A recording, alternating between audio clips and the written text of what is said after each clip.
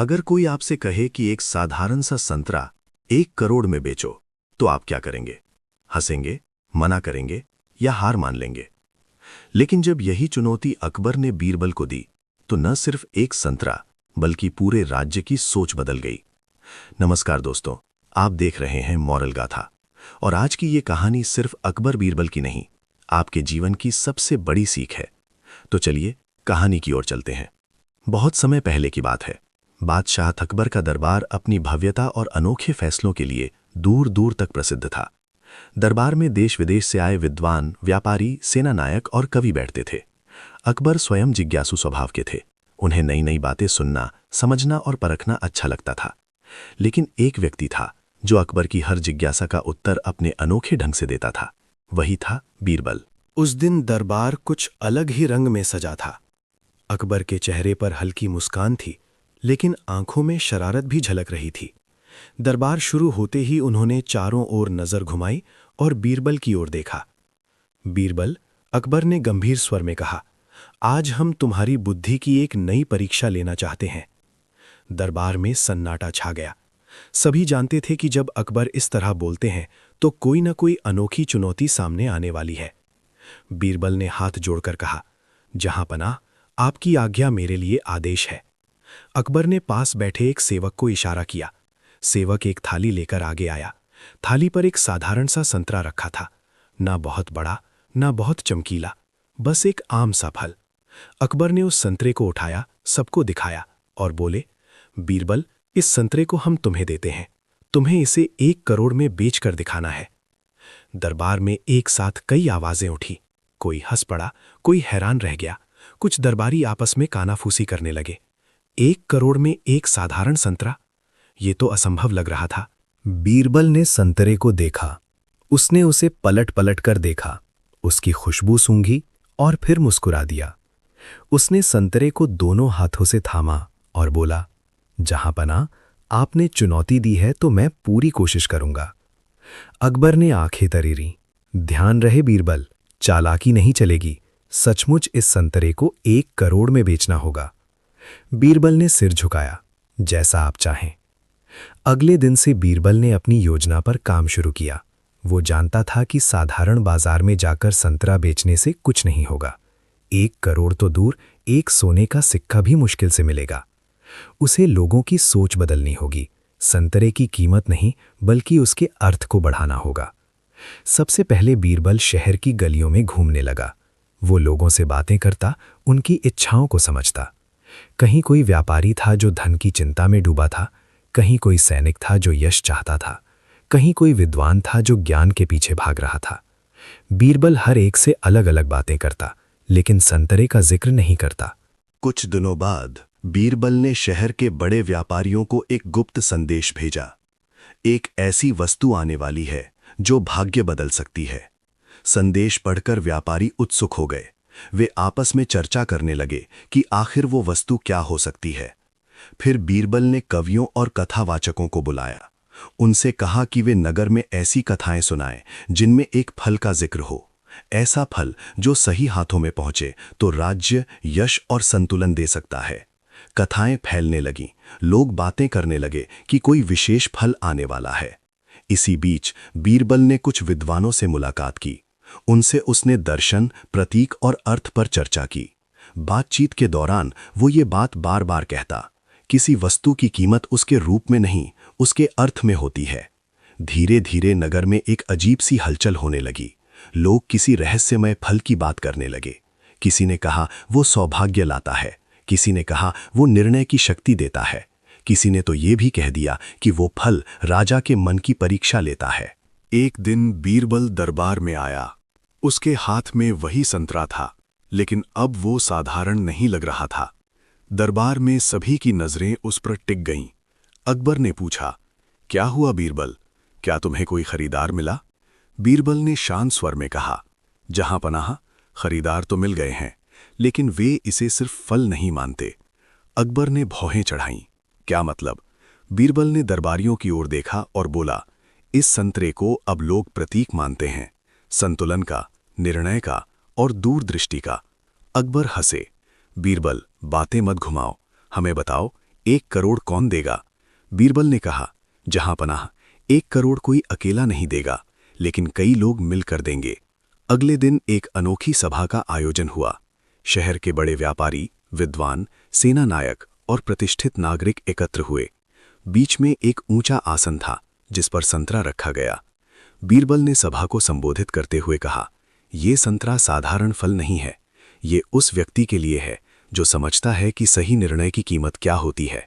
उसने आगे कहा, जो इसे खरीदेगा उसे सिर्फ संतरा नहीं मिलेगा, उसे ये अधिकार मिलेगा कि वो इस फल को अपने नाम से जोड़ सके, एक प्रतीक के रूप में। लोगों में चर्चा शुरू हो गई। एक व्यापारी बोला, अगर ये प्रतीक बन गया तो मेरा नाम इतिहास में रहेगा। दूसरा बोला, अगर ये संतुलन का प्रतीक है तो इसे मेरे कुल से जोड़ा जाना चाहिए। बीरबल ने शर्त रखी कि हर इच्छुक व्यक्ति अपनी इच्छा के अनुसार मूल्य लगाए।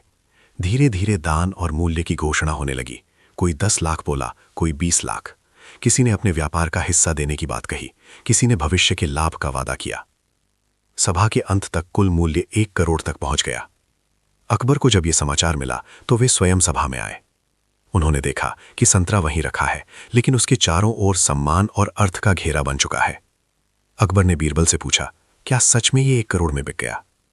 बीरबल ने विनम्रता से कहा, जहांपनाह, यह संतरा नहीं बिका, लोगों की सोच बिकी है, और उस सोच की कीमत उन्होंने स्वयं तय की है। अकबर कुछ देर चुप रहे, फिर मुस्कुरा दिए। उन्होंने संतरे को उठाया, उसे देखा और बोले, बीरबल, तुमने हमें फिर सिखाया कि मूल्य वस्तु में नहीं, दृष्टि में होता है। दरबार में तालियां गूंज उठीं। अकबर ने संतरे को वापस बीरबल को दिया और कहा, यह संतरा तुम्हारे पास रहे, ये तुम्हारी बुद्धि का प्रतीक है। बीरबल ने हाथ जोड़कर कहा, जहांपनाह, ये आपकी दी हुई चुनौती थी जिसने मुझे सोचने का अवसर दिया। उस दिन के बाद दरबार में ये कथा लंबे समय तक सुनाई जाती रही कि कैसे एक साधारण से संतरे ने लोगों को सोचने पर मजबूर कर दिया, और कैसे बीरबल ने यह साबित कर दिया कि सही समझ और दूरदृष्टि से असंभव को भी संभव बनाया जा सकता है। और अकबर, जो स्वयं महान थे, उस दिन फिर मान गए कि बीरबल केवल बुद्धिमान नहीं, बल्कि लोगों के मन को पढ़ने वाला सच्चा ज्ञानी है। अकबर ने जब संतरे को बीरबल के हाथों में वापस दिया तो पूरा दरबार तालियों से गूंज उठा। लेकिन ये तालियां केवल खुशी की नहीं थीं, इनमें जिज्ञासा, ईर्ष्या और अधूरी समझ भी छुपी थी। कई दरबारी ऐसे थे जो मन ही मन सोच रहे थे, ये कैसे संभव हुआ? एक साधारण संतरा और 1 करोड़। दरबार समाप्त हुआ, लेकिन कहानी वहीं खत्म नहीं हुई। असली परीक्षा अब शुरू होने वाली थी। दरबार के बाहर जैसे ही बीरबल निकला, कुछ दरबारी उसके पीछे पीछे आ गए। उनमें से एक ने तंज कसते हुए कहा, बीरबल जी, आज तो आपने बाजी मार ली, लेकिन क्या ये सचमुच न्यायसंगत था? फल तो वही रहा, बस शब्दों का खेल हो गया। बीरबल मुस्कुराया। उसने शांत स्वर में उत्तर दिया, न्याय शब्दों में नहीं, सोच में होता है। जब सोच बदलती है तो मूल्य अपने आप बदल जाता है। दरबारी चुप हो गए, लेकिन उनके मन में संदेह और जलन दोनों बढ़ गए। उसी रात कुछ दरबारियों ने मिलकर तय किया कि बीरबल की इस जीत को ऐसे ही नहीं छोड़ा जाएगा। वे चाहते थे कि अकबर के सामने ये सिद्ध किया जाए कि बीरबल ने चालाकी की है, बुद्धि नहीं। अगले दिन सुबह अकबर अपने कक्ष में बैठे थे। उनके सामने कई अर्जियां रखी थीं। तभी प्रधान दरबारी ने प्रवेश किया और बोला, जहांपनाह, कुछ दरबारी आपकी सेवा में एक निवेदन लेकर आए हैं। अकबर ने इशारे से उन्हें अंदर बुलाया। दरबारियों ने झुककर कहा, जहांपनाह, हम बीरबल की बुद्धि पर संदेह नहीं करते, लेकिन कल जो हुआ वो हमें पूरी तरह उचित नहीं लगा। संतरा वही था, उसका रूप नहीं बदला, फिर भी मूल्य 1 करोड़ बताया गया। अकबर ने गंभीर स्वर में पूछा, तो तुम्हारे अनुसार सही मूल्य क्या होता?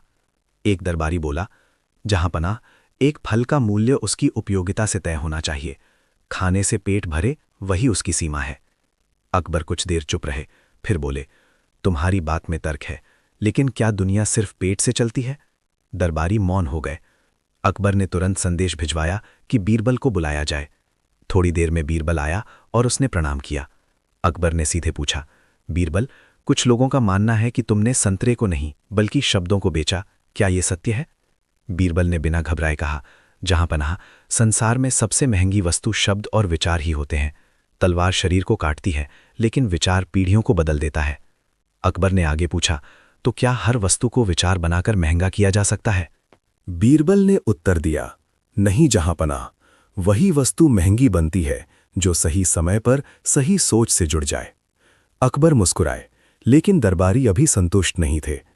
उनमें से एक ने कहा, अगर ऐसा है तो हम भी एक नई चुनौती चाहते हैं। अकबर ने बीरबल की ओर देखा। बीरबल समझ गया कि ये कहानी अभी लंबी चलेगी। उसने हाथ जोड़कर कहा, जहांपनाह, अगर इससे सच्चाई और स्पष्ट होती है तो मैं तैयार हूं। अकबर ने घोषणा की, ठीक है बीरबल, अब तुम्हें यह सिद्ध करना होगा कि जो मूल्य तुमने बनाया वो टिकाऊ है। अगर वो केवल क्षणिक था तो इसे बुद्धि नहीं माना जाएगा। पूरा दरबार सन्न रह गया। बीरबल ने शांत स्वर में कहा, जैसा आप चाहें जहांपनाह। अगले कुछ दिनों तक बीरबल ने कोई सभा नहीं की, कोई घोषणा नहीं की। वो बस लोगों से मिलता रहा, कभी साधारण नागरिकों से, कभी सैनिकों से, कभी बच्चों से। वो उनसे सवाल पूछता, तुम्हारे लिए सबसे कीमती क्या है? किसी ने कहा सम्मान, किसी ने कहा सुरक्षा, किसी ने कहा भविष्य। बीरबल ध्यान से सब सुनता रहा। उधर दरबारी अफवाहें फैलाने लगे। कोई कहता, देखना बीरबल की चाल अब पकड़ी जाएगी। कोई कहता, इतना बड़ा मूल्य टिक नहीं सकता। कुछ सप्ताह बाद बीरबल ने फिर से एक सभा बुलाने का निवेदन किया। अकबर ने अनुमति दे दी। इस बार सभा अलग थी। कोई भव्य सजावट नहीं, कोई ऊंचा मंच नहीं, बस एक खुला स्थान और बीच में वही संतरा, थोड़ा सूखा हुआ लेकिन सुरक्षित। बीरबल ने लोगों से कहा, ये वही संतरा है। समय ने इसे बदला है लेकिन इसका अर्थ नहीं बदला। फिर उसने उन लोगों को बुलाया जिन्होंने पहले धन दिया था। बीरबल ने उनसे पूछा, क्या आपको पछतावा है? एक व्यापारी आगे आया और बोला, नहीं, क्योंकि मेरे नाम के साथ जो सम्मान जुड़ा उसने मेरे व्यापार को पहले से अधिक बढ़ा दिया। एक विद्वान बोला, इस प्रतीक ने लोगों को विचार पर चर्चा करने के लिए मजबूर किया, ये मेरे लिए अमूल्य है।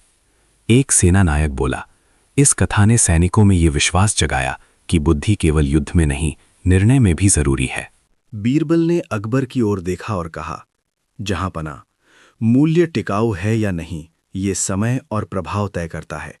वस्तु तो नश्वर है लेकिन विचार अमर होता है। अकबर गहरी सोच में पड़ गए।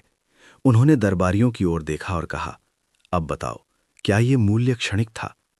दरबार में सन्नाटा छा गया। किसी के पास उत्तर नहीं था। लेकिन कहानी अभी समाप्त नहीं हुई थी। कुछ दूर देशों के शासकों को भी इस कथा का पता चला। उन्होंने अकबर के दरबार में दूत भेजे। एक दूत ने कहा, हमारे राजा जानना चाहते हैं कि क्या ये संतरा अब भी उपलब्ध है। अकबर ने मुस्कुराकर बीरबल की ओर देखा। बीरबल ने कहा, जहांपनाह, ये संतरा अब बिक्री की वस्तु नहीं बल्कि कथा बन चुका है। दूत ने पूछा, तो क्या कथाएं भी मूल्यवान होती हैं? बीरबल ने उत्तर दिया, कथाएं ही तो राज्यों को जोड़ती और तोड़ती हैं। ये सुनकर दूत झुक गया। अकबर ने उसी दिन दरबार में घोषणा की, आज से हमारे राज्य में किसी वस्तु का मूल्य केवल उसके आकार या रूप से नहीं बल्कि उसके अर्थ और प्रभाव से आंका जाएगा। ये घोषणा दूर दूर तक फैली। व्यापारियों ने नए तरीके से सोचना शुरू किया। शिक्षक विचारों को अधिक महत्व देने लगे। साधारण लोग भी समझने लगे कि जीवन में हर चीज का मूल्य पैसों से नहीं मापा जा सकता। लेकिन कुछ दरबारी अब भी चुप नहीं बैठे। उन्होंने सोचा, अगर बीरबल विचारों से खेल सकता है तो उसे विचारों में ही उलझाया जाए। उन्होंने एक नई योजना बनाई। उन्होंने अकबर से कहा, जहांपनाह, अगर बीरबल सच में इतना ही ज्ञानी है तो उसे लोगों के डर को मूल्य में बदल कर दिखाना चाहिए। अकबर ने चौंक कर पूछा, डर को? दरबारी बोले, हाँ, डर ऐसी चीज है जिसे लोग छिपाते हैं लेकिन उससे भागते नहीं। अगर बीरबल डर को भी मूल्य दे सके तभी उसकी बुद्धि पूर्ण मानी जाएगी। अकबर ने बीरबल की ओर देखा। बीरबल के चेहरे पर कोई भय नहीं था। उसने बस इतना कहा, जहांपनाह, डर सबसे महंगी वस्तु है क्योंकि लोग उससे मुक्ति के लिए सब कुछ देने को तैयार हो जाते हैं। अकबर ने चुनौती स्वीकार की, तो ठीक है बीरबल, अब ये सिद्ध करो। यहीं से एक और अध्याय शुरू हुआ, जहां बीरबल को संतरे से आगे जाकर मानव मन के सबसे गहरे भाव को समझना था। और दरबार जानता था, आने वाले दिनों में फिर कोई साधारण चीज असाधारण बनकर सामने आने वाली है। दरबार में सन्नाटा छाया हुआ था। डर को मूल्य में बदलो, ये चुनौती सुनने में जितनी सरल लगती थी उतनी ही गहरी और कठिन थी। डर कोई वस्तु नहीं था जिसे हाथ में लेकर दिखाया जा सके। वो तो मन में पलता है, सांसों में बसता है और इंसान को भीतर से जकड़ लेता है। लेकिन बीरबल के चेहरे पर न घबराहट थी न असमंजस। उसकी आंखों में वही शांत चमक थी जो हमेशा किसी बड़ी योजना से पहले दिखाई देती थी।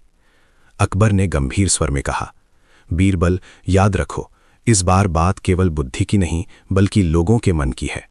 अगर तुम असफल हुए तो ये माना जाएगा कि तुम्हारी पिछली जीतें केवल संयोग थीं। बीरबल ने सिर झुकाकर कहा, जहांपना, डर से बड़ा कोई शिक्षक नहीं और उससे महंगी कोई वस्तु नहीं, बस उसे पहचानने की जरूरत होती है। अगले दिन से बीरबल ने दरबार से दूरी बना ली। न कोई सभा, न कोई घोषणा।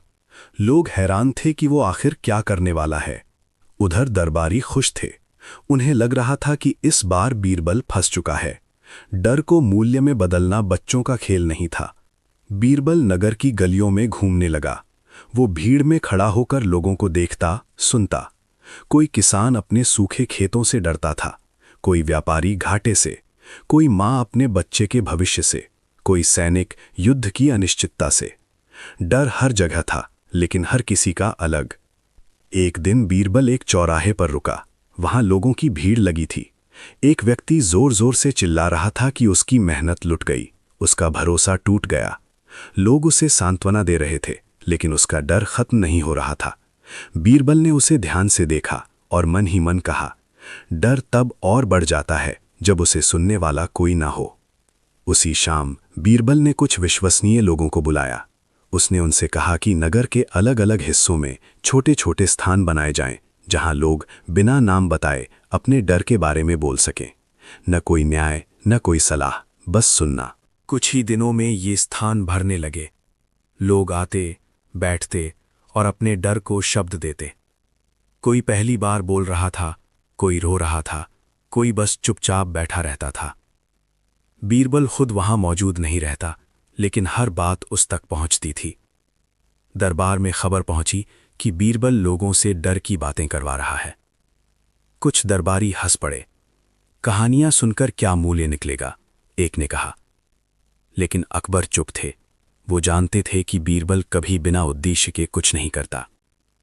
कुछ समय बाद बीरबल ने अकबर से अनुमति मांगी कि वो एक विशेष आयोजन करना चाहता है। अकबर ने अनुमति दे दी।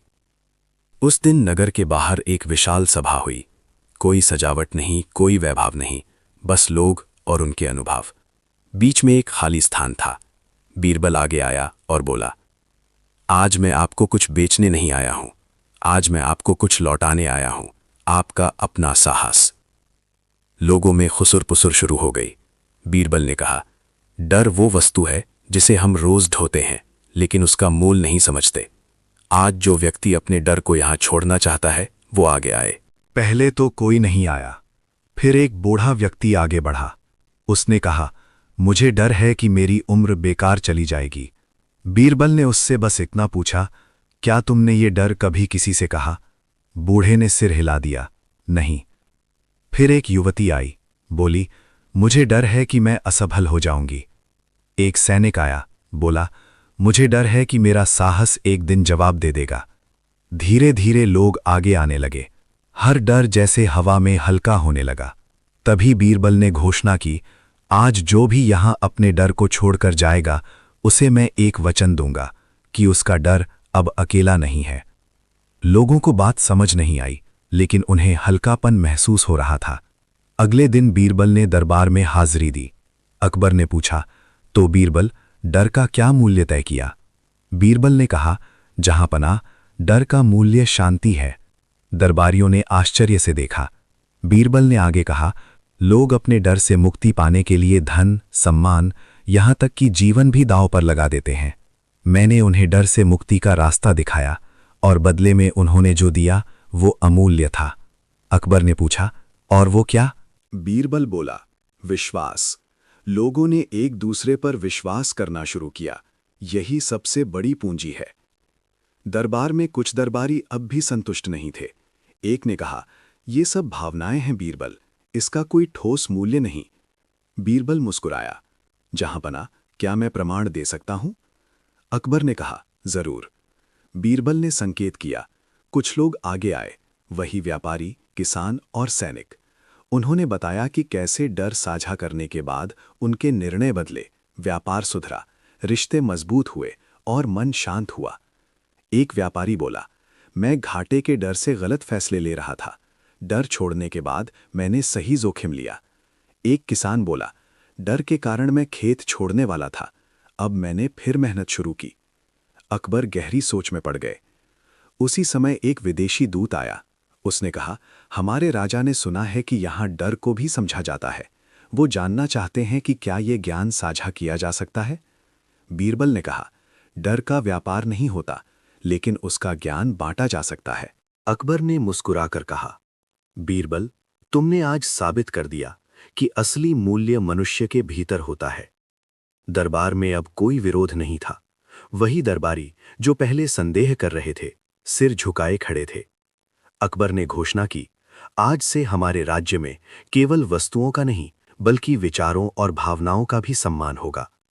बीरबल ने हाथ जोड़कर कहा, जहां पनाह, जब राजा समझदार हो तो प्रजा अपने आप मजबूत हो जाती है। उस दिन के बाद संतरे की कहानी सिर्फ संतरे की नहीं रही, वो डर, साहस और सोच की कहानी बन गई। और लोग समझने लगे कि जो दिखाई नहीं देता वही अक्सर सबसे कीमती होता है। लेकिन बीरबल जानता था, ये अंत नहीं है। जब इंसान सोचने लगता है तब सबसे कठिन प्रश्न जन्म लेते हैं। और वो दिन दूर नहीं था जब अकबर एक और ऐसी चुनौती देने वाले थे जो केवल बीरबल की बुद्धि ही नहीं, बल्कि उसकी आत्मा की भी परीक्षा लेने वाली थी। दरबार में उस दिन असामान्य शांति थी। न कोई फुसफुसाहट, न कोई हंसी। सबके मन में एक ही बात घूम रही थी। बीरबल ने डर को समझा दिया, उसे मूल्य दे दिया। लेकिन इंसानी स्वभाव ऐसा है कि जब एक रहस्य सुलझता है तो उससे भी बड़ा रहस्य जन्म लेता है। अकबर अपने सिंहासन पर बैठे गहरी सोच में डूबे थे।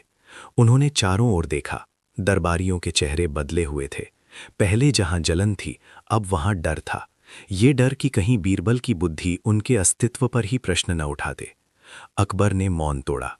बीरबल, उनका स्वर शांत लेकिन भारी था, तुमने हमें बताया कि मूल्य वस्तु में नहीं, विचार में है। तुमने ये भी दिखाया कि डर जैसी अदृश्य चीज भी इंसान को बदल सकती है। लेकिन अब मैं ये जानना चाहता हूं, क्या हर विचार सही होता है? दरबारियों ने एक दूसरे की ओर देखा। ये प्रश्न साधारण नहीं था।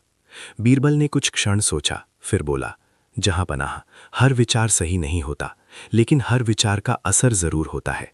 अकबर ने तुरंत पूछा, तो अगर कोई गलत विचार लोगों में फैल जाए तो उसका मूल्य क्या होगा?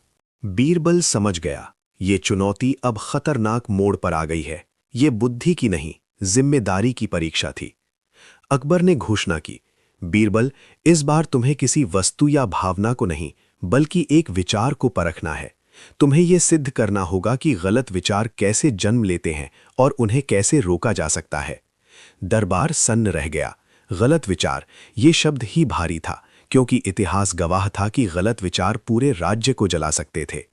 बीरबल ने हाथ जोड़कर कहा, जहां पनाह, विचार आग की तरह होते हैं। सही हाथों में हो तो रोशनी देते हैं, गलत हाथों में हो तो सब कुछ जला देते हैं। अकबर ने सिर हिलाया, ठीक है, तुम्हारे पास समय है, लेकिन याद रखो, अगर तुम असफल हुए तो ये माना जाएगा कि विचारों को खुला छोड़ना राज्य के लिए खतरनाक है। ये सुनते ही कई दरबारी मन ही मन खुश हो गए। उन्हें लगा, अब बीरबल जरूर फंसेगा। अगले दिन से बीरबल फिर से लोगों के बीच निकल पड़ा, लेकिन इस बार वो डर या उम्मीद की बात नहीं कर रहा था। वो सुन रहा था अफवाहें, अधूरी बातें, आधा सच। कहीं कोई कह रहा था, राजा सब कुछ जानते हैं लेकिन बताते नहीं। कहीं कोई बोल रहा था, दरबार में कुछ लोग जनता से ज्यादा ताकतवर हो गए हैं। कहीं कोई फुसफुसा रहा था, सच बोलने से फायदा नहीं, चुप रहना ही बेहतर है। बीरबल समझ गया, गलत विचार अक्सर झूठ से नहीं, अधूरे सच से जन्म लेते हैं। उसने कुछ युवाओं को बुलाया जो पढ़े लिखे थे लेकिन असमंजस में थे। उनसे पूछा, तुम सबसे ज्यादा किस बात से भ्रमित हो? एक ने कहा, किस पर भरोसा करें? दूसरे ने कहा, सच क्या है ये कौन तय करता है? बीरबल ने किसी को उत्तर नहीं दिया, वो बस सुनता रहा। कुछ दिन बाद नगर में एक अजीब स्थिति बनने लगी। कुछ लोग बिना वजह चिंतित रहने लगे, कुछ आपस में बहस करने लगे। दरबारियों को लगा, देखो, बीरबल की वजह से भ्रम बढ़ रहा है। लेकिन यही बीरबल की योजना थी। एक सप्ताह बाद बीरबल ने अकबर से अनुमति मांगी कि वो एक सार्वजनिक प्रयोग करना चाहता है। अकबर ने सहमति दे दी। उस दिन नगर के बीचों बीच एक बड़ा स्थान चुना गया। वहां 2 समूह बनाए गए। दोनों को एक ही घटना बताई गई, लेकिन अलग अलग शब्दों में। पहले समूह को कहा गया, राजा राज्य की सुरक्षा के लिए एक नया निर्णय लेने वाले हैं। दूसरे समूह को कहा गया, राजा जनता से बिना पूछे एक कठोर फैसला लेने वाले हैं। कुछ ही घंटों में फर्क साफ दिखने लगा। पहला समूह शांत था, दूसरा समूह बेचैन। फिर बीरबल ने दोनों समूहों को एक साथ बुलाया। उनसे पूछा, आपको क्या लगता है, राजा क्या करने वाले हैं? उत्तर अलग अलग थे। कुछ ने कहा, राजा भला करेंगे। कुछ बोले, राजा हम पर बोझ डालने वाले हैं। तभी बीरबल ने अकबर को आमंत्रित किया। अकबर सामने आए। लोगों ने उन्हें देखा, वही शांत, वही संतुलित राजा। अकबर ने पूछा, तुम लोग इतने अलग अलग क्यों सोच रहे हो, जबकि घटना एक ही है? लोग चुप हो गए। बीरबल आगे आया और बोला, जहां पनाह, गलत विचार अक्सर सूचना की कमी से नहीं, शब्दों की गलत दिशा से पैदा होते हैं। दरबारियों के चेहरे उतर गए। बीरबल ने आगे कहा, जब लोग पूरे सच से वंचित रहते हैं तो उनका मन खाली जगह खुद भर लेता है और वहीं से गलत विचार जन्म लेते हैं। अकबर गहरी सोच में डूब गए। बीरबल ने समाधान भी रखा। गलत विचार को दबाया नहीं जा सकता, उसे स्पष्टता से खत्म किया जा सकता है। अकबर ने पूछा, कैसे? बीरबल ने कहा, राजा अगर समय पर सच बोले, चाहे वो कठिन ही क्यों ना हो, तो अफवाहें मर जाती हैं। उसी दिन अकबर ने एक नई परंपरा शुरू की। नियमित रूप से जनता को राज्य के निर्णयों की जानकारी दी जाने लगी, सीधे साफ शब्दों में। कुछ समय में असर दिखने लगा। बहस कम हुई, विश्वास बढ़ा। दरबारियों में हलचल मच गई। जो लोग पहले बीरबल को गिराना चाहते थे, अब खुद असहज महसूस करने लगे।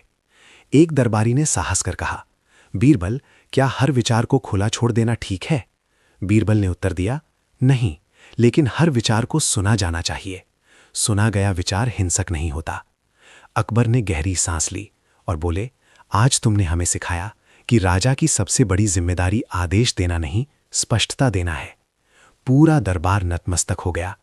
लेकिन बीरबल जानता था, अभी एक अंतिम परीक्षा बाकी है, क्योंकि विचार, डर और मूल्य के बाद जो सबसे कठिन होता है वो है त्याग। और अकबर के मन में भी वही प्रश्न उठ चुका था। दरबार में छाई हुई गंभीरता अब और गहरी हो चुकी थी। बीरबल ने विचार, डर और मूल्य तीनों की परतें खोल दी थीं। लेकिन अकबर के मन में अब जो प्रश्न उठ रहा था वो इन सबसे भी कठिन था। ये प्रश्न बुद्धि का नहीं, सत्ता का नहीं, बल्कि आत्मा का था। अकबर देर तक मौन रहे। पूरा दरबार शांत था। ऐसा लगता था जैसे हर व्यक्ति अपनी सांसों की आवाज सुन पा रहा हो। फिर अकबर ने धीमे लेकिन भारी स्वर में कहा, बीरबल, तुमने हमें बताया कि मूल्य विचारों से बनता है, डर साझा करने से हल्का होता है और गलत सोच स्पष्टता से मिटती है। लेकिन अब मैं तुमसे ये जानना चाहता हूं, त्याग का मूल्य क्या होता है? ये सुनते ही दरबार में हलचल सी मच गई। त्याग, ये शब्द ही ऐसा था जो हर व्यक्ति के दिल में कहीं ना कहीं चुपता था। त्याग वो चीज है जिसकी बात सब करते हैं लेकिन करने से डरते हैं। बीरबल कुछ क्षण चुप रहा। उसने अकबर की आंखों में देखा। वहां चुनौती थी, लेकिन उससे भी ज्यादा सच्चाई जानने की इच्छा थी। जहां पना, बीरबल बोला, त्याग का मूल्य तभी समझ आता है जब उसे करने का अवसर मिलता है। अकबर ने तुरंत कहा, तो ये अवसर मैं तुम्हें देता हूं। इस बार तुम्हें किसी और के त्याग की कथा नहीं, बल्कि अपने निर्णय से त्याग को सिद्ध करना होगा। दरबारियों के चेहरों पर आश्चर्य था, कुछ के मन में खुशी भी थी। उन्हें लगा अब बीरबल जरूर उलझेगा। अकबर ने आगे कहा, राज्य में एक बड़ा निर्णय लिया जाना है। ये निर्णय राज्य को लाभ देगा, लेकिन कुछ लोगों को हानि होगी। तुम्हें यह सिद्ध करना होगा कि त्याग सही कैसे चुना जाए। बीरबल समझ गया कि ये केवल कहानी या प्रतीक की बात नहीं है, ये वास्तविक निर्णय की परीक्षा थी। अगले दिन बीरबल ने राज्य के अलग अलग वर्गों से मुलाकात शुरू की। किसान, व्यापारी, कारीगर, सैनिक, हर किसी की अपनी समस्या थी, अपना डर था और अपनी उम्मीदें थीं। लेकिन इस बार बीरबल उन्हें कोई समाधान नहीं दे रहा था। वो बस एक सवाल पूछता था, अगर राज्य के हित में तुम्हें कुछ छोड़ना पड़े तो क्या तुम तैयार हो? कुछ लोग तुरंत बोले हां, कुछ ने चुप्पी साध ली। कुछ ने कहा, पहले बताइए हमें क्या मिलेगा। बीरबल समझ गया, त्याग की सबसे बड़ी बाधा यही है कि लोग उसे सौदे की तरह देखते हैं। दरबार में बैठे दरबारी इस पूरी प्रक्रिया पर नजर रख रहे थे। वे अकबर के कान भरने लगे। जहां पनाह, देखिए, लोग अपने हित से ऊपर कुछ नहीं सोचते। त्याग केवल किताबों की बात है। लेकिन अकबर ने अभी कोई राय नहीं बनाई थी। कुछ दिनों बाद बीरबल ने अकबर से अनुमति मांगी कि वो एक खुली सभा करना चाहता है। अकबर ने सहमति दे दी। उस दिन सभा में कोई भव्यता नहीं थी, न कोई मंच, न कोई विशेष आसन। अकबर और बीरबल दोनों साधारण स्थान पर बैठे थे। ये दृश्य ही लोगों को चौंकाने के लिए काफी था।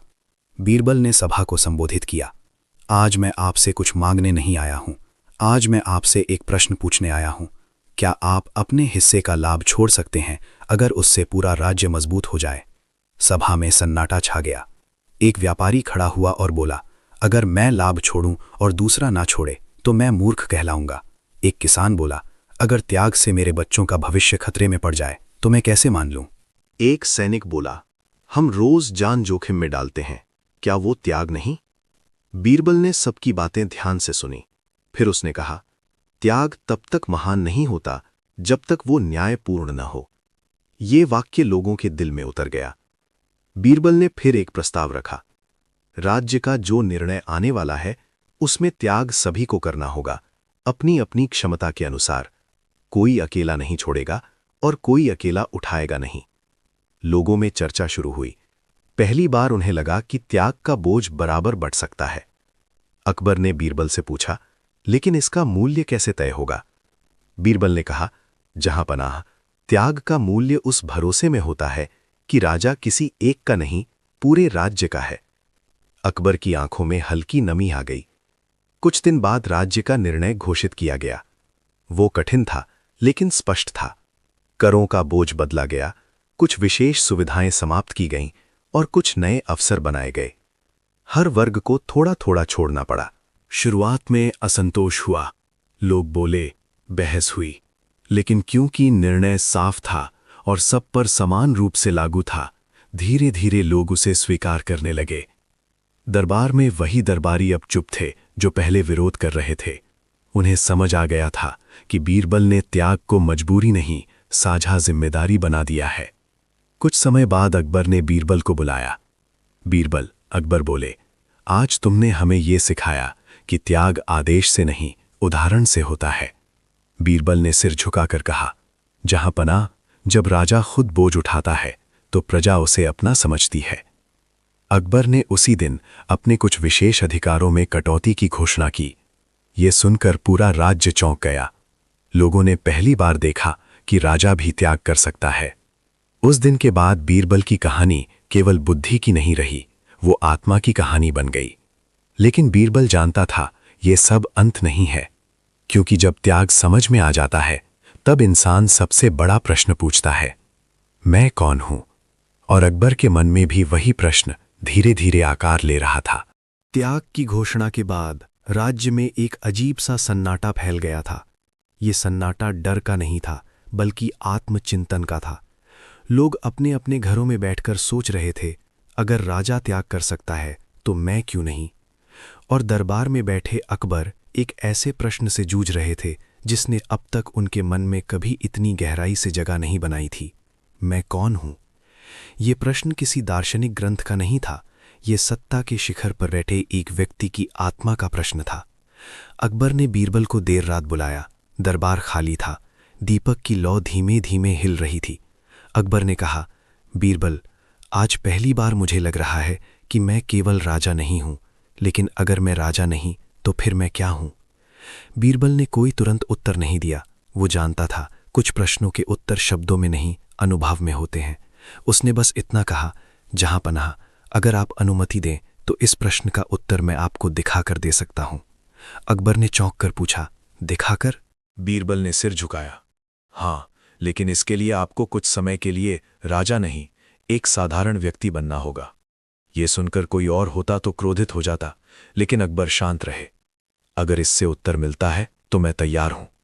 अगले दिन एक असाधारण घोषणा हुई। अकबर कुछ दिनों के लिए सार्वजनिक कार्यों से दूर रहेंगे। राज्य की व्यवस्था मंत्रियों के हाथ में होगी। कारण किसी को नहीं बताया गया। उसी सुबह अकबर साधारण वस्त्रों में बिना किसी पहचान के बीरबल के साथ नगर से बाहर निकल पड़े। नगर की सीमाएं पार करते ही अकबर ने पहली बार महसूस किया कि बिना सलामी, बिना सम्मान, बिना पहचान के चलना कैसा होता है। लोग उन्हें देखते थे लेकिन नजरें झुकती नहीं थीं। कोई रास्ता नहीं छोड़ता था, कोई डरता नहीं था। अकबर का मन विचलित होने लगा। पहले ही दिन वे एक गांव पहुंचे। वहां एक वृद्ध किसान खेत के किनारे बैठा था। अकबर उसके पास बैठ गए। किसान ने बिना देखे पूछा, तुम कौन हो? अकबर कुछ क्षण चुप रहे, फिर बोले, मैं एक मुसाफिर हूं। किसान हंसा, सब मुसाफिर ही हैं। अकबर ने पूछा, तुम्हारे लिए सबसे बड़ा परिचय क्या है? किसान ने बिना सोचे कहा, मेहनत।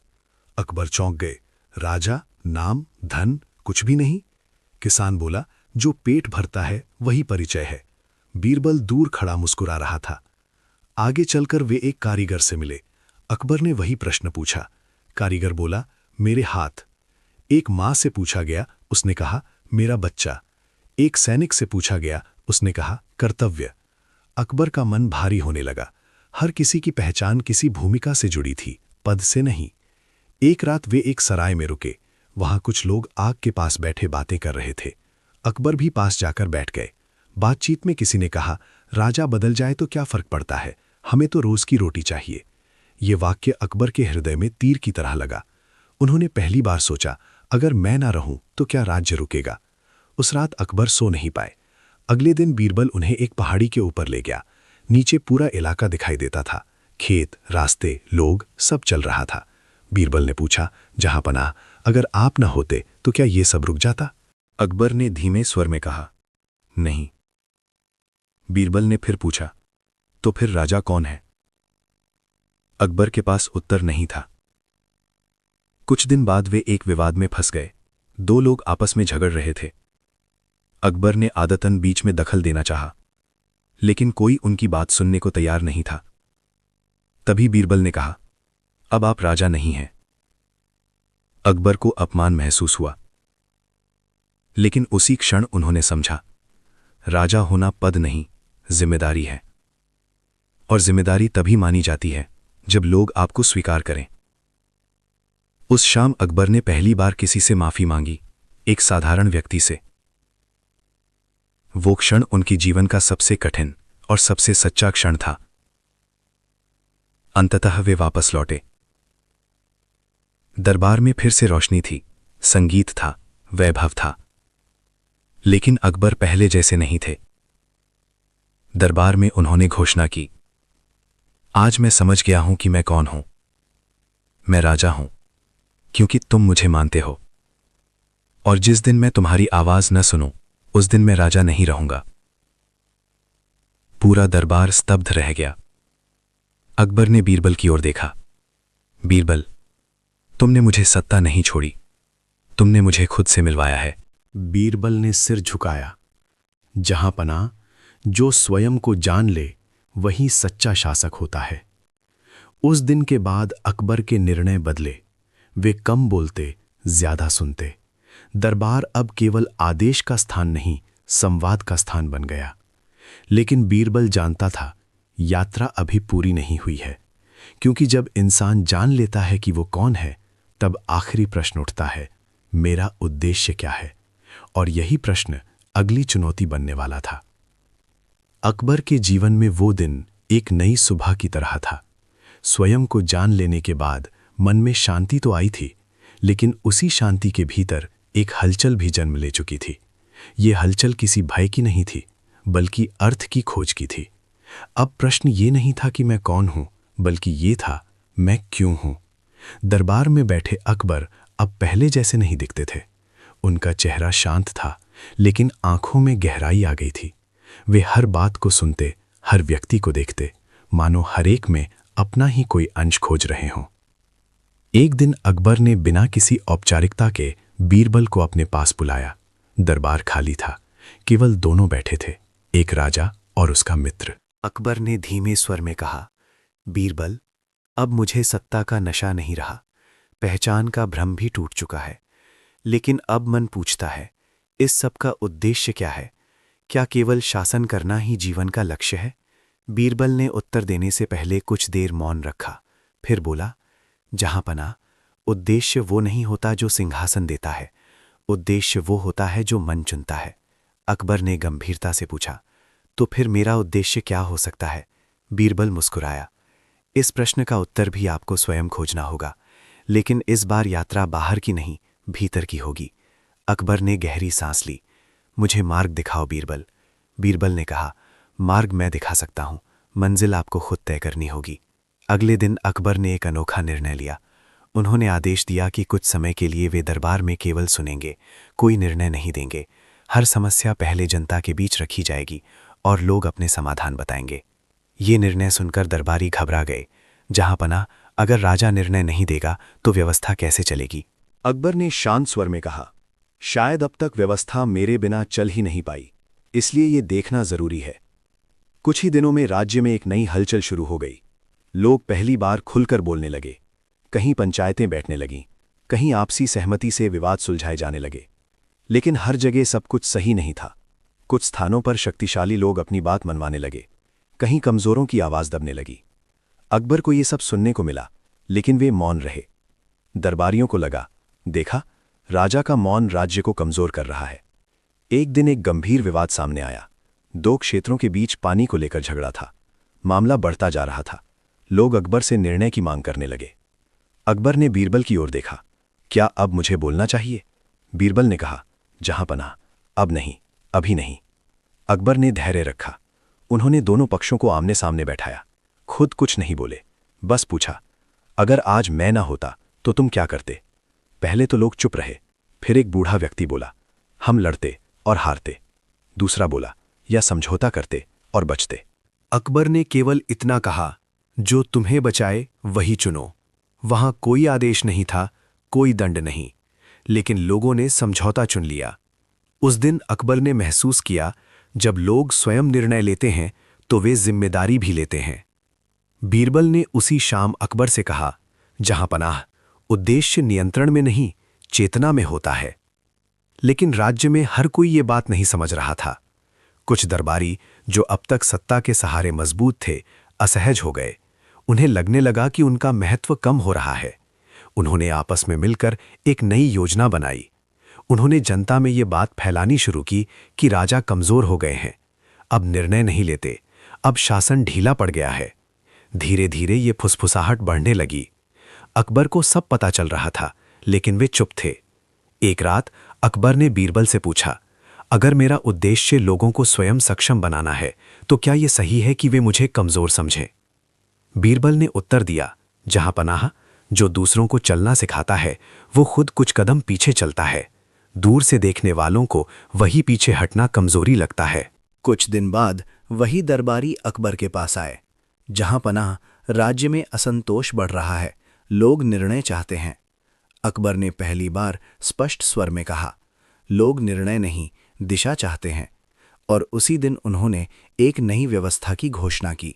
उन्होंने कहा, राजा का काम हर समस्या सुलझाना नहीं, बल्कि ऐसा वातावरण बनाना है जहां समस्याएं कम जन्म लें। राज्य में शिक्षा, संवाद और न्याय के नए तरीके लागू किए गए। पंचायतों को अधिकार दिए गए, लेकिन जवाबदेही भी तय की गई। धीरे धीरे अफवाहें कमजोर पड़ने लगीं। लोग समझने लगे कि ये कमजोरी नहीं, बल्कि भरोसा है। एक दिन अकबर फिर बीरबल के साथ अकेले बैठे थे। अकबर ने पूछा, तो क्या यही मेरा उद्देश्य है? बीरबल ने कहा, आपका उद्देश्य रास्ता बनाना है, मंजिल लोग खुद चुनेंगे। अकबर की आंखें भर आईं। उन्होंने कहा, अब समझ आया, सत्ता पाना उद्देश्य नहीं, सत्ता को अनावश्यक बनाना उद्देश्य है। बीरबल ने सिर झुका दिया। लेकिन कहानी यहीं समाप्त नहीं होती, क्योंकि जब राजा अपना उद्देश्य समझ लेता है तब सबसे कठिन परीक्षा आती है, उद्देश्य और प्रेम के बीच चयन। और वो परीक्षा अब अकबर के द्वार पर खड़ी थी। उद्देश्य और प्रेम, ये दोनों शब्द सुनने में जितने सरल लगते हैं, उतने ही गहरे और टकराव से भरे होते हैं। अकबर ये भली भांति समझ चुके थे कि राजा का उद्देश्य केवल शासन नहीं, बल्कि लोगों को सक्षम बनाना है। लेकिन अब जीवन उनके सामने एक ऐसी परीक्षा रख चुका था जहां सही और गलत की रेखा धुंधली होने लगी थी। दरबार में एक सुबह एक समाचार आया जिसने पूरे वातावरण को बदल दिया। सीमावर्ती क्षेत्र के एक प्रभावशाली सरदार पर आरोप लगा था कि उसने अपने लाभ के लिए राज्य के नियमों को तोड़ा है। समस्या ये थी कि वही सरदार अकबर के अत्यंत निकट था। वर्षों पहले उसने कठिन समय में अकबर का साथ दिया था, कई युद्धों में निष्ठा दिखाई थी और व्यक्तिगत स्तर पर अकबर के जीवन का हिस्सा बन चुका था। दरबारियों ने फुसफुसाना शुरू कर दिया। अगर राजा न्याय करेंगे तो संबंध टूटेंगे, अगर संबंध बचाएंगे तो न्याय पर सवाल उठेगा। अकबर सिंहासन पर बैठे थे, लेकिन आज वो सिंहासन उन्हें भारी लग रहा था। उन्होंने बीरबल को बुलाया। अकबर ने बिना भूमिका के कहा, बीरबल, आज मेरा उद्देश्य मुझे कठोर बनने को कहता है, लेकिन मेरा मन मुझे रोक रहा है। बताओ, ऐसे में राजा क्या करे? बीरबल ने शांत स्वर में कहा, जहां पनाह, ये वही क्षण है जहां उद्देश्य सिद्ध होता है। प्रेम आपको इंसान बनाता है, लेकिन न्याय आपको राजा बनाए रखता है। अकबर ने पीड़ा से कहा, लेकिन अगर न्याय करते हुए मैं किसी अपने को खो दूं तो? बीरबल ने उत्तर दिया, जहां पनाह, अगर न्याय न किया तो आप सबको खो देंगे, खुद को भी। अकबर देर तक चुप रहे, फिर बोले, तो क्या राजा को कभी प्रेम नहीं करना चाहिए? बीरबल मुस्कुराया, राजा को प्रेम करना चाहिए, लेकिन फैसलों में नहीं, करुणा में। ये बात अकबर के हृदय में उतर गई, लेकिन निर्णय अब भी कठिन था। अकबर ने आदेश दिया कि सरदार को दरबार में बुलाया जाए। पूरे राज्य की नजरें उस दिन के दरबार पर थीं। सरदार आया, आत्मविश्वास से भरा, लेकिन आंखों में कहीं ना कहीं भय छुपा हुआ। उसने प्रणाम किया। अकबर ने सीधे पूछा, क्या आरोप सत्य है? सरदार ने पहले तो टालने की कोशिश की, फिर बोला, जहां पनाह, मैंने जो किया वो राज्य के हित में था। दरबार में खुसुर-पुसुर फैल गई। अकबर ने पूछा, और क्या आपने ये निर्णय लेते समय किसी से पूछा? सरदार चुप हो गया। बीरबल आगे आया और बोला, जहां पनाह, राज्य के हित का निर्णय अकेले नहीं लिया जाता। जो स्वयं को राज्य समझने लगे वही सबसे बड़ा खतरा बनता है। ये बात सीधी सरदार के हृदय पर लगी। अकबर ने गहरी सांस ली। तुमने नियम तोड़े हैं और नियम सबके लिए समान है। सरदार की आंखें भर आईं। जहां पनाह, मेरे वर्षों के त्याग का क्या? अकबर का स्वर भारी हो गया। त्याग तुम्हारा सम्मान है, लेकिन अपराध अपराध ही रहता है। पूरे दरबार में सन्नाटा छा गया। अकबर ने निर्णय सुनाया, सरदार को उसके पद से हटाया जाएगा और उसे एक निश्चित अवधि तक सार्वजनिक सेवा करनी होगी, बिना किसी विशेष अधिकार के। ये ना कठोर दंड था, ना आसान। सरदार ने सिर झुका दिया। जहां पनाह, आज आपने राजा होने का अर्थ दिखा दिया। दरबार समाप्त हुआ, लेकिन अकबर का मन अशांत था। रात में अकबर ने बीरबल से कहा, आज मैंने न्याय किया, लेकिन भीतर कुछ टूट गया है। बीरबल ने उत्तर दिया, जहां पनाह, जब कोई अपना दंड पाता है तो प्रेम की परीक्षा होती है। आपने प्रेम छोड़ा नहीं, आपने उसे निष्पक्ष बनाया है। कुछ दिन बाद अकबर को समाचार मिला कि वही सरदार अब सेवा में पूरी निष्ठा से काम कर रहा है। बिना नाम, बिना पहचान, लोग उसका सम्मान करने लगे। अकबर के मन में हल्की शांति आई। एक दिन सरदार ने अकबर से मिलने की अनुमति मांगी। उसने कहा, जहां पनाह, अगर आपने मुझे बचा लिया होता तो मैं कभी खुद को माफ नहीं कर पाता। अकबर की आंखें नम हो गईं। उस दिन अकबर ने समझा, प्रेम और उद्देश्य एक दूसरे के विरोधी नहीं है, अगर उनके बीच न्याय खड़ा हो। बीरबल ने उसी शाम कहा, जहां पनाह, आपने आज ये सिद्ध कर दिया कि सच्चा प्रेम पक्षपात नहीं, सुधार चाहता है। राज्य में ये घटना एक उदाहरण बन गई। लोग समझने लगे कि राजा का प्रेम कमजोर नहीं करता, बल्कि मजबूत बनाता है। लेकिन जीवन अभी एक और मोड़ लाने वाला था। क्योंकि जब राजा प्रेम और उद्देश्य के संतुलन को समझ लेता है, तब अंतिम परीक्षा आती है। क्या वो अपने उत्तराधिकारी को भी यही मूल्य दे सकता है? और यही प्रश्न अब अकबर के मन में आकार ले रहा था। उत्तराधिकारी, ये शब्द अकबर के मन में गूंज रहा था। प्रेम, उद्देश्य, न्याय और त्याग के बाद अब ये सबसे संवेदनशील प्रश्न था, क्योंकि राजा का निर्णय केवल वर्तमान को नहीं, भविष्य को भी आकार देता है। और भविष्य हमेशा किसी एक व्यक्ति से जुड़ जाता है, जिसे अगली पीढ़ी नेतृत्व सौंपा जाए। दरबार उस दिन सामान्य था, लेकिन अकबर के भीतर तूफान चल रहा था। वे सिंहासन पर बैठे थे, पर मन कहीं और था। उनके सामने राज्य के दस्तावेज खुले थे, पर आंखें उन्हें देख नहीं रही थीं। बीरबल ये सब समझ रहा था। दरबार समाप्त होने के बाद अकबर ने बीरबल को रोका।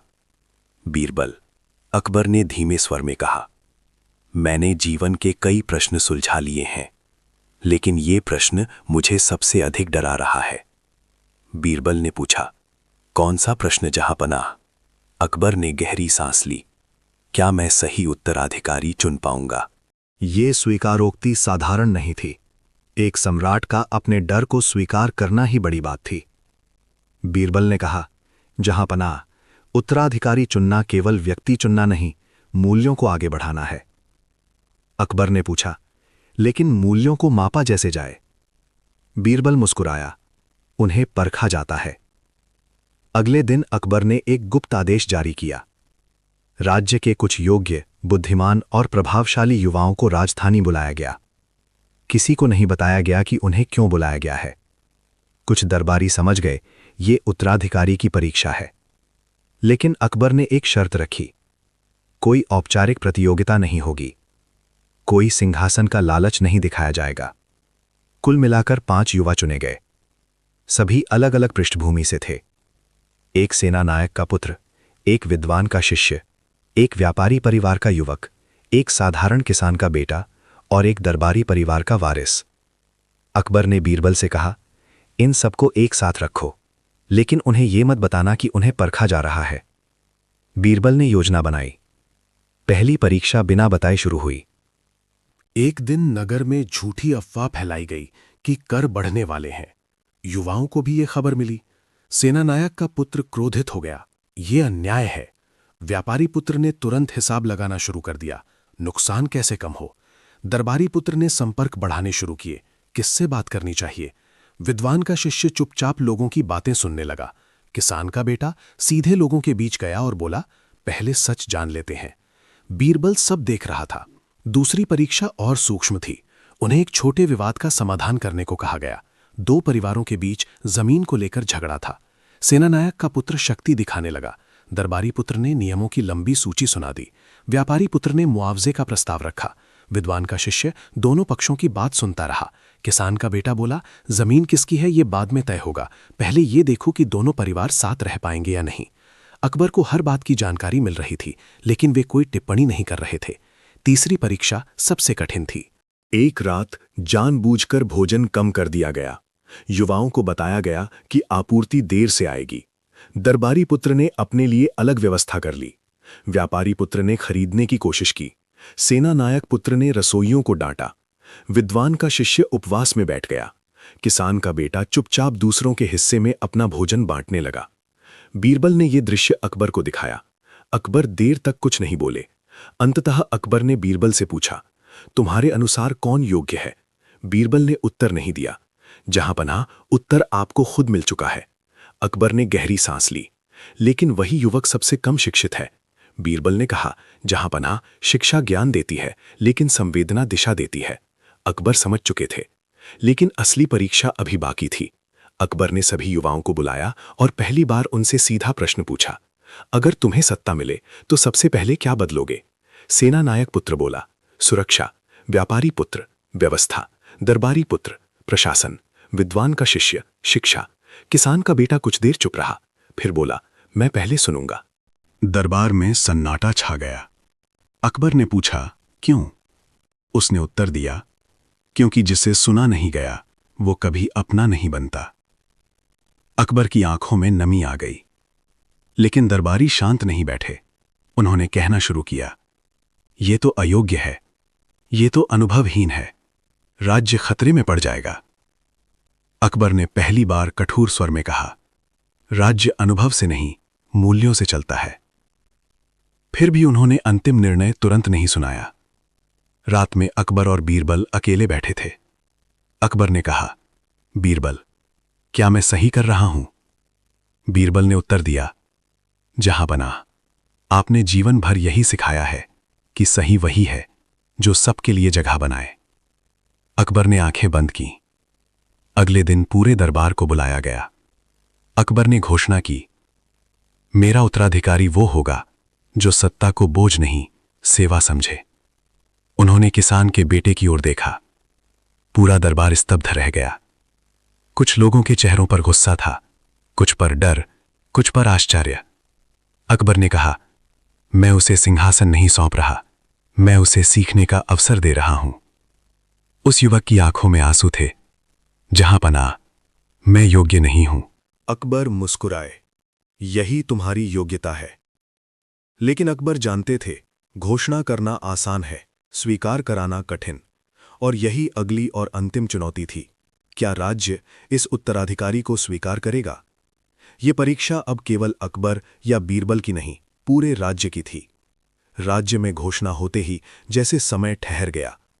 अकबर का निर्णय केवल एक व्यक्ति को उत्तराधिकारी बनाना नहीं था, वो परंपराओं, सोच और सत्ता की जड़ताओं को चुनौती देना था। किसान के बेटे को आगे लाने का अर्थ था सदियों से चली आ रही एक अदृश्य दीवार को गिरा देना। दरबार समाप्त हुआ, लेकिन चर्चाएं शुरू हो गईं। महलों के गलियारों में, बाजारों में, चौपालों में हर जगह एक ही नाम गूंज रहा था। क्या सच में वही, एक साधारण किसान का बेटा? क्या ये निर्णय पलटा जा सकता है? अकबर ने जानबूझकर अगले कई दिनों तक कोई सार्वजनिक वक्तव्य नहीं दिया। उन्होंने बीरबल से कहा था, अगर ये निर्णय केवल मेरे शब्दों से टिकेगा तो ये कमजोर है, इसे लोगों के मन से टिकना होगा। बीरबल समझ गए, अब परीक्षा सत्ता की नहीं, समाज की थी। किसान का बेटा, जिसका नाम धीरे धीरे लोगों को पता चला, महल में ही रहा, लेकिन उसने कोई विशेष सुविधा स्वीकार नहीं की। वही सादा भोजन, वही साधारण वस्त्र, वही शांत व्यवहार। कुछ दरबारी उसे अपमानित करने लगे। कोई कहता, सिंहासन पर बैठने से पहले जूते तो बदल लो। कोई व्यंग्य करता, खेती छोड़कर अब राज चलाओगे। वो चुप रहता, न जवाब न शिकायत। बीरबल ये सब देख रहे थे। एक दिन अकबर ने गुप्त रूप से राज्य के अलग अलग हिस्सों में संदेश भिजवाए। संदेश में लिखा था, यदि राज्य में कहीं अन्याय, शोषण या भय हो तो सीधे बताओ, राजा सुनेगा। कई लोग आए। कुछ शिकायतें सच्ची थीं, कुछ झूठी, कुछ निजी दुश्मनी से भरी। अकबर ने जानबूझकर उन सभी मामलों को किसान के बेटे के सामने रखा। मैं चाहता हूं तुम सुनो, निर्णय मत दो, केवल समझो। घंटों तक वो लोगों की बातें सुनता रहा, कभी बीच में नहीं बोला, कभी अपना पक्ष नहीं रखा। दिन के अंत में अकबर ने पूछा, तुमने क्या समझा? उसने कहा, जहां पना, लोग न्याय से ज्यादा सुने जाने को तरसते हैं। ये सुनकर अकबर ने आंखें बंद कर लीं। लेकिन बाहर हालात बिगड़ रहे थे। कुछ प्रभावशाली लोग एकजुट होने लगे। उन्होंने कहना शुरू किया, ये निर्णय राज्य को कमजोर करेगा, परंपरा टूटेगी, कल को कोई भी सिंहासन मांगने लगेगा। एक गुप्त सभा हुई। निर्णय लिया गया, उत्तराधिकारी की सार्वजनिक परीक्षा होगी। अकबर को इसकी सूचना मिली। बीरबल चिंतित थे, जहां पना, ये खतरनाक हो सकता है। अकबर ने शांत स्वर में कहा, अगर वो इस परीक्षा से डर गया तो मेरा निर्णय गलत था। सभा की घोषणा हुई। पूरा नगर इकट्ठा हुआ। एक एक करके सवाल पूछे जाने लगे। किसी ने पूछा, अगर अकाल पड़े तो क्या करोगे? उसने कहा, पहले भंडार खोलूंगा, फिर कर रोकूंगा और सबसे अंत में अपने लिए सोचूंगा। किसी ने पूछा, अगर सेना विद्रोह करे तो? वो बोला, पहले कारण पूछूंगा, फिर समाधान खोजूंगा, तलवार आखिरी विकल्प होगी। किसी ने तीखा सवाल किया, तुम्हारी योग्यता क्या है? वो कुछ देर चुप रहा, फिर बोला, मैंने भूख देखी है, डर देखा है, अन्याय सहा है और फिर भी उम्मीद नहीं छोड़ी। अगर ये योग्यता नहीं तो मैं अयोग्य हूं। भीड़ में सन्नाटा छा गया, लेकिन विरोधी चुप नहीं थे। उन्होंने आखिरी चाल चली।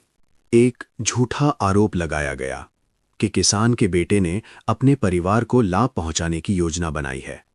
आरोप गंभीर था। अकबर ने तुरंत आदेश दिया, जांच होगी और अगर आरोप सही निकला तो मेरा निर्णय वापस होगा। जांच शुरू हुई। बीरबल स्वयं इसमें शामिल हुए। कई दिन लगे, अंततः सच्चाई सामने आई। आरोप झूठा था, बल्कि किसान के बेटे ने अपने परिवार को मिलने वाली सहायता भी ठुकरा दी थी। पूरा दरबार शर्मिंदा था। उस दिन अकबर ने अंतिम सभा बुलाई। उन्होंने कहा, आज मैंने राज्य की सबसे कठिन परीक्षा ली है और ये परीक्षा किसी व्यक्ति की नहीं, हम सब की थी। फिर उन्होंने किसान के बेटे को अपने पास बुलाया। क्या तुम अब भी इस जिम्मेदारी को स्वीकार करना चाहते हो? उसकी आंखें नम थीं। जहां पना, अगर राज्य मुझे स्वीकार करे तो मैं सेवा करूंगा, अगर नहीं तो खेत में लौट जाऊंगा। अकबर मुस्कुराए। राज्य ने तुम्हें स्वीकार कर लिया है। भीड़ में पहली बार तालियां बजी, धीरे धीरे, संकोच से, लेकिन सच्ची। बीरबल ने अकबर की ओर देखा। अकबर ने सिर हिलाया। उस रात अकबर ने कहा, बीरबल, आज समझ आया, उत्तराधिकारी बनाना आसान है, लेकिन स्वीकार्यता कमाना सबसे कठिन। बीरबल ने उत्तर दिया, और जो इसे जीत ले वही सच्चा शासक बनता है। दूर कहीं सूरज ढल रहा था। एक युग समाप्त हो रहा था और एक नया युग, सेवा, संवेदना और सुनने की शक्ति का शुरू हो चुका था। अब केवल एक अध्याय बाकी था, जहां इस पूरी यात्रा का अर्थ उस एक संतरे से जुड़ने वाला था जिससे ये अनोखी चुनौती शुरू हुई थी। रात गहरी हो चुकी थी। महल की ऊंची दीवारों के भीतर दीपक जल रहे थे, लेकिन अकबर की आंखों में नींद नहीं थी। वे अकेले बैठे थे, न सिंहासन पर, न दरबार में, बल्कि एक साधारण आसन पर। उनके हाथ में वही संतरा था जिससे ये पूरी कथा शुरू हुई थी। वही संतरा जो देखने में साधारण था, न उसमें सोना था न रत्न, फिर भी उसी ने राज्य की सोच, सत्ता की दिशा और उत्तराधिकारी का भविष्य तय कर दिया था। अकबर उस संतरे को देखते हुए सोच रहे थे, क्या मैंने उस दिन सच में बीरबल को एक असंभव चुनौती दी थी या खुद अपने राज्य की परीक्षा ली थी। बीरबल को बुलाया गया। बीरबल आए, सिर झुकाया। अकबर ने संतरा उनकी ओर बढ़ाया। बीरबल, आज बताओ, क्या इस संतरे की कीमत सच में 1 करोड़ थी? बीरबल मुस्कुराए। जहां पनाह, संतरे की कीमत कभी भी 1 करोड़ नहीं थी। अकबर ने भौहें चढ़ाईं। तो फिर? बीरबल बोले, 1 करोड़ की कीमत उस सोच की थी जो आपने उस दिन जगाई। अकबर चुप हो गए। उसी समय द्वार पर हलचल हुई। नवघोषित उत्तराधिकारी, किसान का बेटा, बाहर खड़ा था। वो भीतर आने में संकोच कर रहा था। अकबर ने कहा, उसे अंदर आने दो। वो भीतर आया, सिर झुका हुआ, कपड़े अब भी सादे, आंखों में अब भी वही झिझक। अकबर ने उसे अपने पास बैठने का संकेत दिया। आज तुम्हें आखिरी बात समझनी है, अकबर बोले, ताकि तुम कभी सत्ता के भार में अपने आप को ना खो दो। अकबर ने संतरा उसके हाथ में रख दिया। बताओ, अकबर ने पूछा, अगर मैं तुमसे कहूं कि इसे 1 करोड़ में बेचो तो तुम क्या करोगे? वो युवक चौंक गया, कुछ देर चुप रहा, फिर बोला, जहां पनाह, मैं इसे बेचने नहीं जाऊंगा। दरबार में सन्नाटा। बीरबल की आंखों में चमक आ गई। अकबर ने पूछा, क्यों? युवक ने कहा, क्योंकि अब मैं समझ गया हूं, ये संतरा बिकने की चीज नहीं, समझने की चीज है। अकबर हल्के से मुस्कुराए। आगे बोलो। युवक ने गहरी सांस ली। अगर मैं इसे बाजार में ले जाऊं तो लोग इसे फल समझेंगे। अगर मैं इसे राजमहल में रखूं तो लोग इसे शाही वस्तु समझेंगे। लेकिन अगर मैं इसे किसी भूखे को दे दूं तो वो इसे जीवन समझेगा। अकबर की आंखें नम हो गईं। बीरबल ने धीरे से कहा, जहां पनाह, यही उत्तर था जो उस दिन भी था और आज भी है। अकबर उठ खड़े हुए। उन्होंने घोषणा की, आज मैं इस संतरे की असली कीमत घोषित करता हूं। सभी चौंक गए। अकबर बोले, इस संतरे की कीमत 1 करोड़ इसलिए नहीं है कि ये दुर्लभ है, बल्कि इसलिए है क्योंकि इसने हमें सिखाया कि मूल्य वस्तु में नहीं, दृष्टि में होता है। उन्होंने आगे कहा, जिस दिन मैंने बीरबल को ये चुनौती दी, मैं ये देखना चाहता था कि क्या मेरे राज्य में कोई ऐसा है जो वस्तु के पार जाकर अर्थ देख सके। अकबर ने बीरबल की ओर देखा, और तुमने मुझे वो दिखाया कि अर्थ तब पैदा होता है जब सत्ता सेवा बन जाती है। बीरबल ने सिर झुका लिया। फिर अकबर ने उस युवक की ओर देखा। और तुम? उन्होंने कहा, तुम इस संतरे की तरह हो, साधारण दिखते हो, लेकिन सही हाथों में अमूल्य हो। अकबर ने अंतिम आदेश दिया, इस संतरे को किसी खजाने में नहीं रखा जाएगा। दरबारी चौंक पड़े। इसे रोज किसी ऐसे व्यक्ति को दिया जाएगा जो सबसे ज्यादा जरूरत में हो। वो संतरा उसी क्षण महल से बाहर भेज दिया गया, न सोने के साथ न पहरे के साथ, केवल विश्वास के साथ। अगले दिन पूरे राज्य में ये बात फैल गई। लोग कहने लगे, ये वो राज्य है जहां संतरा भी शिक्षा देता है। ये वो शासन है जहां राजा सुनता है। ये वो उत्तराधिकारी है जो पहले इंसान है फिर शासक। किसान का बेटा, अब भावी शासक, अपने पुराने गांव गया, लेकिन खेत में काम करने नहीं बल्कि सुनने। उसने किसानों से कहा, मैं वही हूं, बस जिम्मेदारी बदल गई है। लोग रो पड़े। अकबर ने दूर से ये सब देखा। उन्होंने बीरबल से कहा, आज अगर मैं सिंहासन छोड़ भी दूं तो मुझे डर नहीं। बीरबल ने पूछा, क्यों जहांपनाह? अकबर ने उत्तर दिया, क्योंकि अब राज्य किसी व्यक्ति पर नहीं, मूल्यों पर खड़ा है। सूरज ढल रहा था। एक युग जहां सत्ता जन्म से मिलती थी, धीरे धीरे पीछे छूट रहा था। एक नया युग जहां सत्ता समझ से मिलती थी, आगे बढ़ रहा था। और उस युग की नींव में न तलवार थी, न ताज, न खजाना, बस एक साधारण सा संतरा था जो 1 करोड़ में नहीं बिका, लेकिन करोड़ों दिल जीत गया। अगर आपको ऐसी कहानियां पसंद हैं जो मनोरंजन के साथ जीवन बदल दें, तो मॉरल गाथा को अभी सब्सक्राइब करें और इस कहानी को अपने परिवार के साथ जरूर शेयर करें।